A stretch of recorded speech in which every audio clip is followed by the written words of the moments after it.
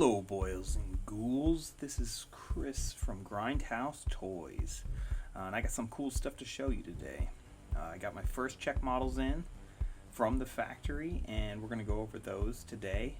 Here is the first one, the REVENANT H.O.R.D.E. This is the packaging that we showed off at Toylanta about a weekend ago. If you're lucky enough to check this out, every figure is going to come in, every standard figure is going to come in a VHS style box. So I wanted to show this off real quick before we got into the check model.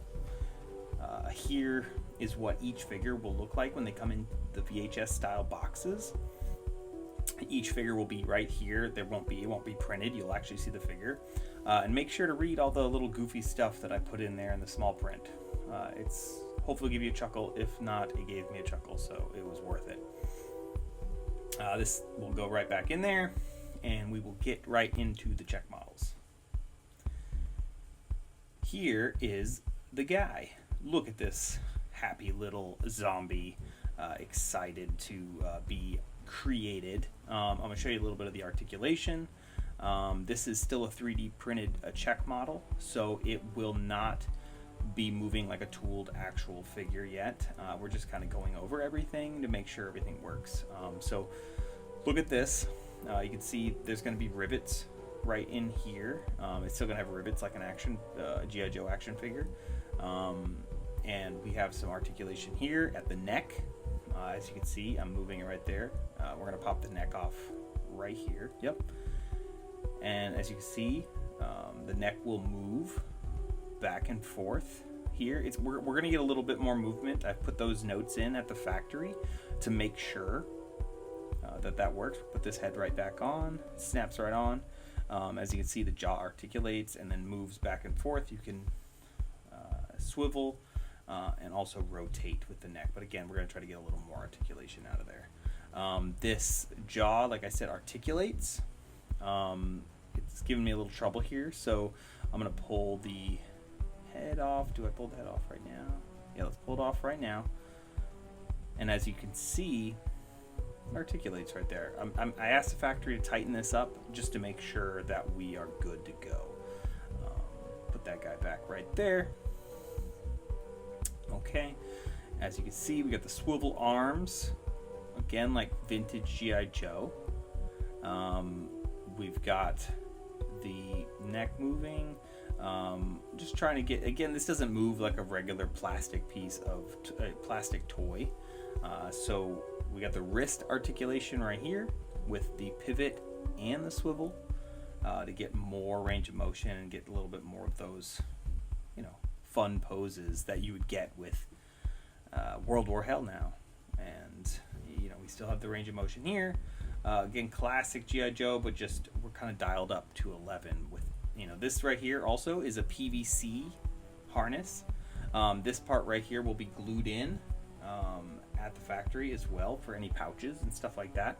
Now the knee, I want to get a little more articulation out of this, so we're going to try to get that up to a 90, which shouldn't be any trouble. We're just going to take a little bit of that sculpt off, but make sure we get a little more movement. Again, these are going to be premium action figures. I want to make sure we get as much articulation as we can. Get those knees moving. And then the O-ring is right in there with the T-bar, just like, again, classic O-ring construction that we're all used to, that we grew up with. We've got those ankle rockers. We get the movement right in there, which is a ton of fun. You can get a lot more wider poses, firing poses, and just that updated, turned up to 11 articulation. And look at that guy, man. Just think of like a horde of these guys. Oh, a horde of Horde.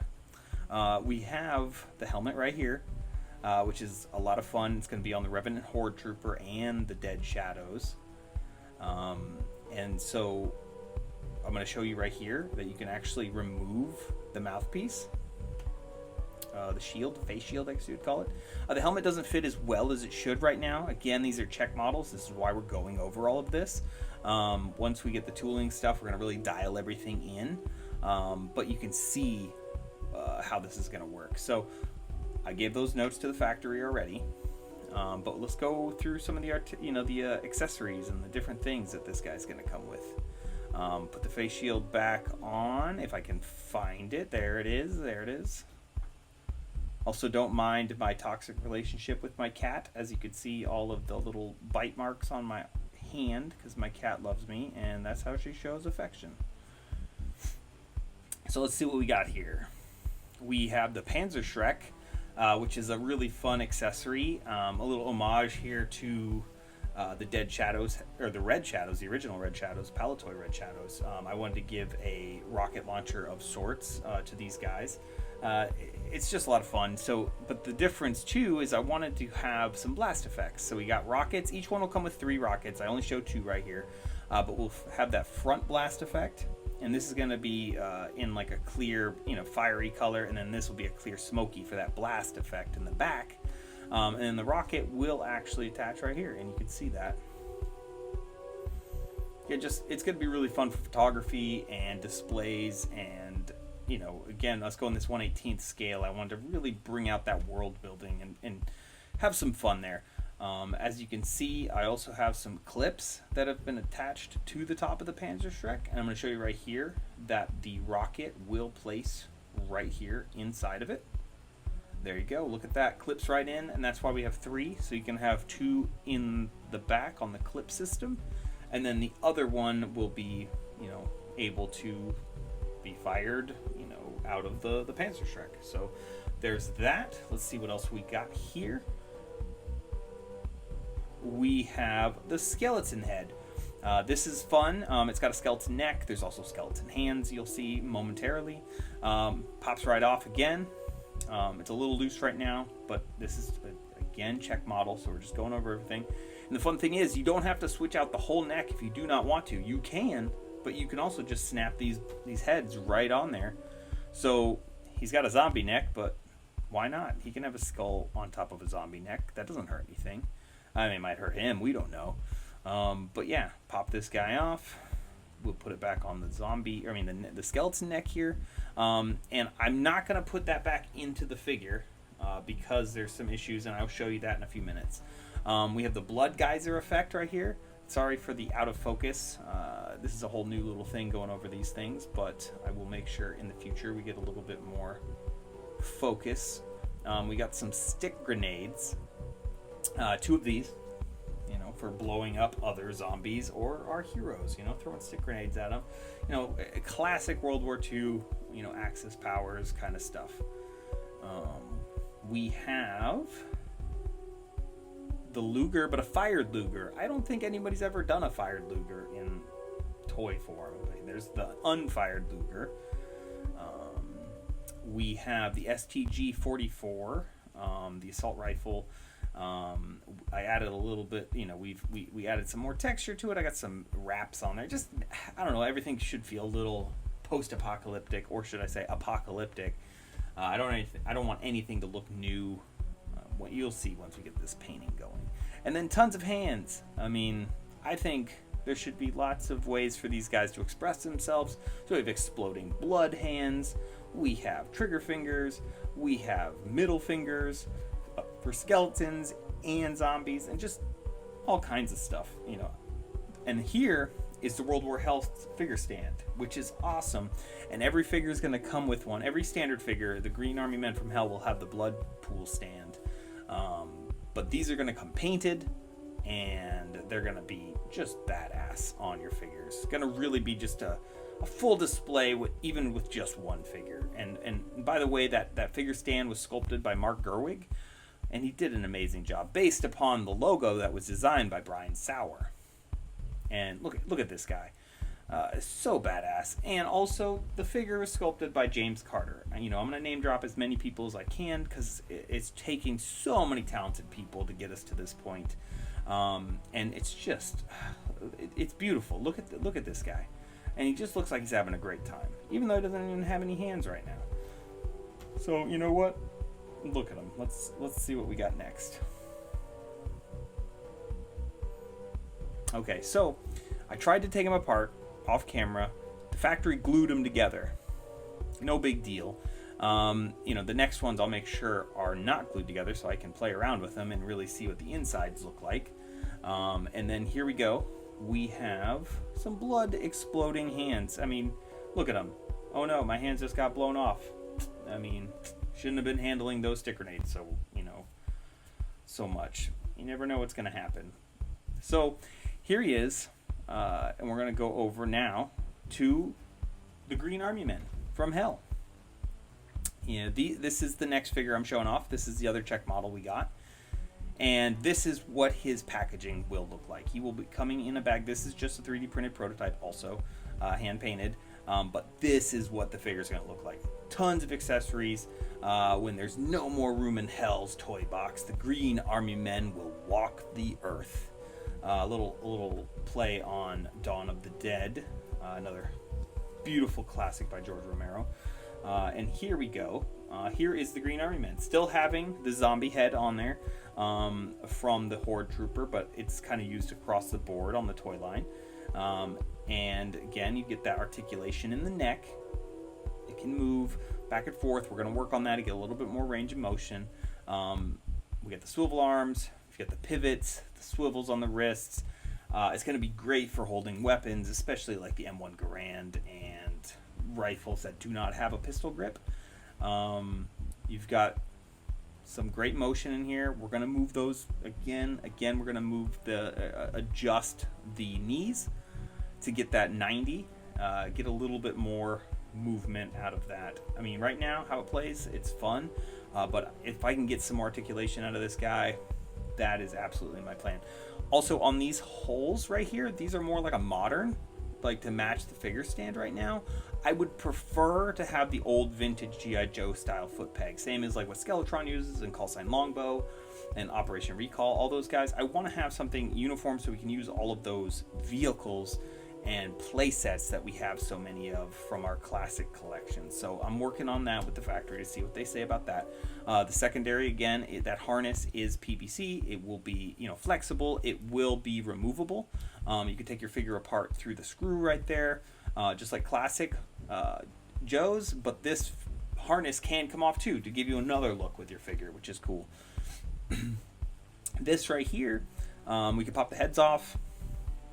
Any of these heads will work like this in line. World War Hell, Sergeant Graves, Sergeant Spectre, any of these guys, Captain Winchester. But here is the skull that we will put on there again on the zombie neck because I can't take the whole figure apart. So here he is. It's just, and that jaw is a little bent a little bit right now on the Czech model, but not a big deal because it actually gives them a little bit of personality. Look at them. And then, so we're switching two helmets. We have the netted, the non-netted helmet. These are still a little loose. Like I said, we're going to adjust those now. So before we tool, make sure everything fits really well. We have some secondaries that we can put over here, like this bandolier, magazine bandolier, or I guess it would be kind of a clip bandolier for the M1 Garand. Instead of magazines, I mean, you could put really anything in there. You want some cigarettes in there, or you want to put some gum. I don't know. We don't know what these zombies are up to. Maybe fingers. We don't know. Here's the bullet bandolier for the 30 cal. And it could go on either way. I just want it looks a little, I like how it looks this way. I mean, heck, you can put more than one of those on there if you want to.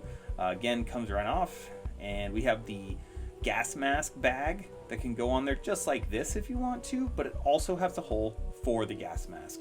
Now, the gas mask wasn't given to me in Flex, unfortunately, so I can't put it on his head, as you can see, but I can show you how it still works. It plugs right into that hole. It will go over the mask. The mask will go over the head like that, and then you put the helmet back on him. Lots of options to give them different looks and just to really outfit your armies whatever way you see fit. We got the backpack here, which is the flamethrower pack. This goes right in there. It fit really well. I think we're still going to make it a little bit bigger so it fits onto Vintage Joe's as well. We have a little clip here, like a C-grip clip, so that you can snap in the flamethrower. I feel like it's an apocalyptic proton pack style. I don't know, I just think this looks fun. I like when gear is all, lined up on the figures and they're all packed out with a bunch of crap. So I think this is really fun look on this figure. Or any of them, especially when Spectre comes out. This is going to look so cool. And then on the back, as you can see, that's where the there's going to be a hose that actually plugs into the backpack. Let's see what else we got. All right, and one Garand with the bayonet that is removable. Look at this. You want to have it without the bayonet, with the bayonet. You know, more power to you. You want to run through your other corpses, do it. He cannot hold it at the moment because his hands are not printed in a flexible, and I do not want to break them. So I'm just kind of showing it to you right now. But he will be able to hold it great once the actual figure is made out of plastic.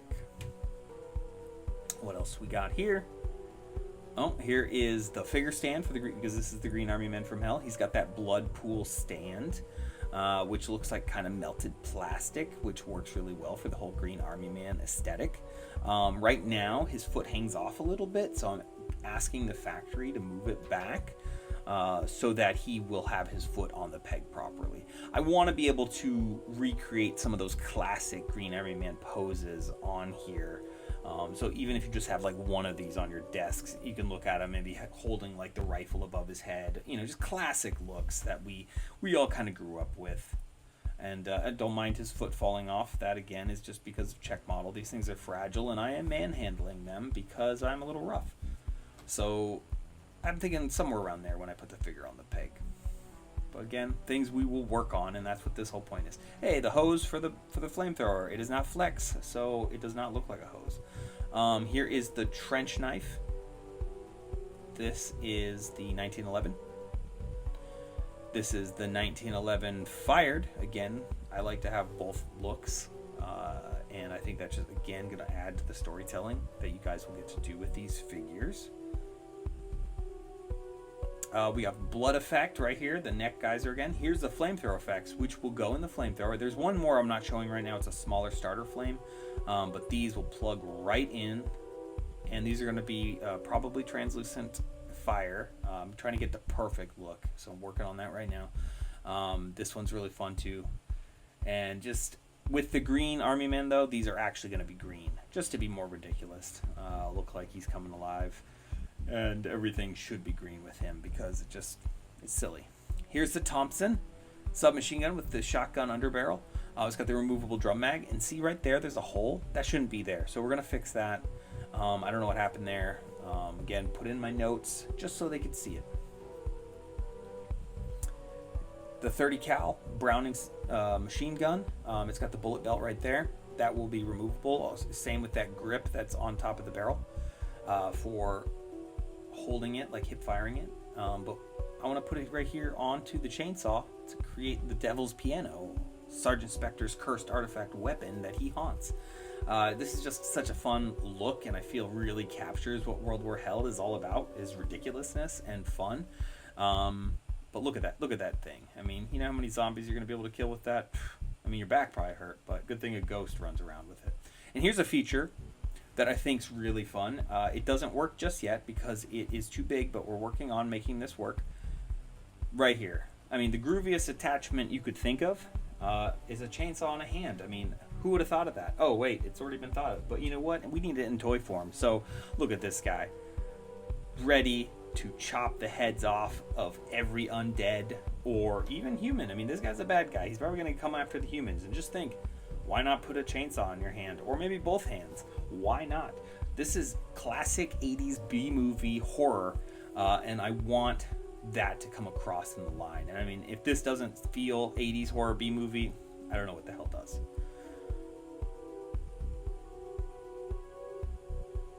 And just, man, this sculpt is so gorgeous. James Carter, I cannot say enough good things about him. Carter the Conqueror on Instagram. Follow that man. Alright, I got a little brave. I decided to bust out my heat gun and heat up the hands. Luckily, no breaks were happened. But I got some weapons in his hands to show off how fucking cool this guy looks. Look at this bastard. Crazy little fucker, ready to kill some people, maybe eat them, we don't know, but also shoot them and burn them. Because this guy, again, this is old school horror. We are looking for something that has not been done, especially in the O-ring world. We've gotten plenty of military toys in the O-ring world. We've gotten plenty of fun, over-the-top, whimsical stuff. That's not what this is. This is dark fantasy. This is heavy metal. This is in your fucking face, and that's what we're going for. And even at this stage, I feel we capture that. And that is all, again, very much thanks to the amazing team that has gotten to work on this toy line. And James Carter, the sculptor, Arlen Pellissier, sculpting, Mark Gerwig, sculpting.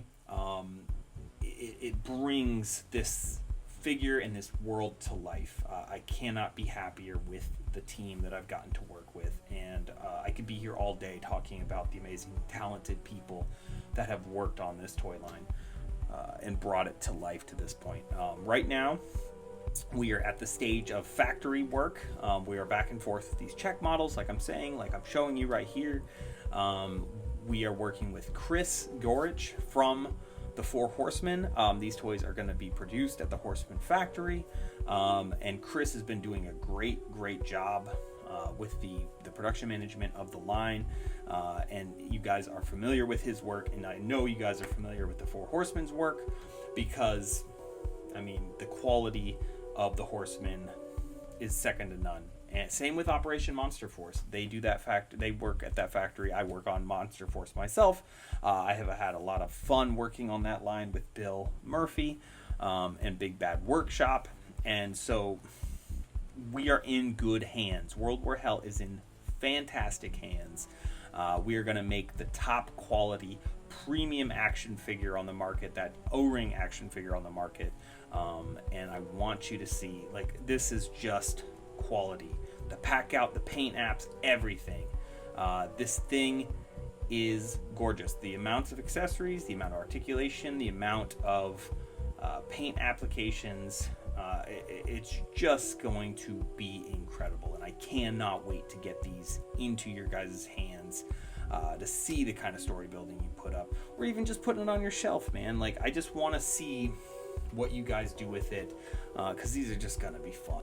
I just want them to feel like Friday night at the video store, you're gonna pick these out, you're gonna find that perfect movie to watch, and hopefully it's horrible and you have a great time. Here's comparison time. Here it is with the Yeti, Skidmark, the Dark Reaper, and a Cobra Trooper. As you can see, about the same height. Here is with the Red Shadows, and Skeletron himself from the old Palatoy action figures. We had to get him in there. And here is, of course, with the Multiverse Massacre, Dread Trooper and the Necromancer. These are, of course, a little smaller than those two figures because those were modern figures, but still can work together if you really want them to. And then, of course, here he is working on the USS Flag.